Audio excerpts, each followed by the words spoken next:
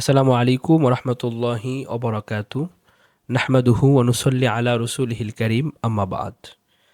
দূরে এবং কাছে যে যেখান থেকে শুনছেন সকলকে আদ-দাওয়া একাডেমির পক্ষ থেকে মোবারকবাদ। আজ আমরা রমাদান সংক্রান্ত 5টি গুরুত্বপূর্ণ মাসালা নিয়ে আলোচনা করব। প্রথম মশালাটি হচ্ছে এই, অনেক সময় আমরা মসজিদে গিয়ে যখন দেখি যে এশার জামাত শেষ হয়ে তারাবির জামাত শুরু হয়ে গেছে, এক্ষেত্রে আমাদের করণীয় কী?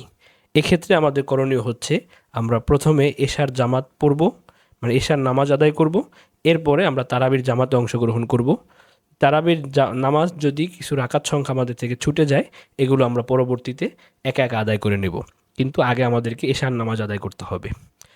দ্বিতীয় মশালাটি হচ্ছে রোজা অবস্থায় আমরা মেসওয়াক করতে পারবো কিনা।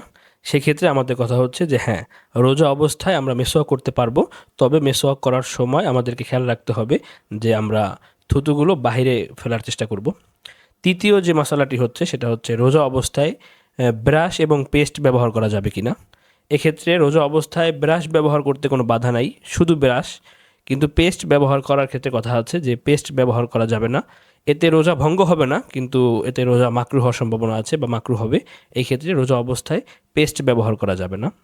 চতুর্থ যে মশালাটি হচ্ছে সেটা হচ্ছে যে রোজা অবস্থায় যদি কেউ ফরজ নামাজ তরক করে, সেক্ষেত্রে তার রোজার কোনো ক্ষতি হবে কি না। সেক্ষেত্রে আমরা বলবো যে রোজা অবস্থায় ফরজ নামাজ তরক করলে তার রোজা আদায় হয়ে যাবে, কিন্তু তার রোজা কবুল হবে না।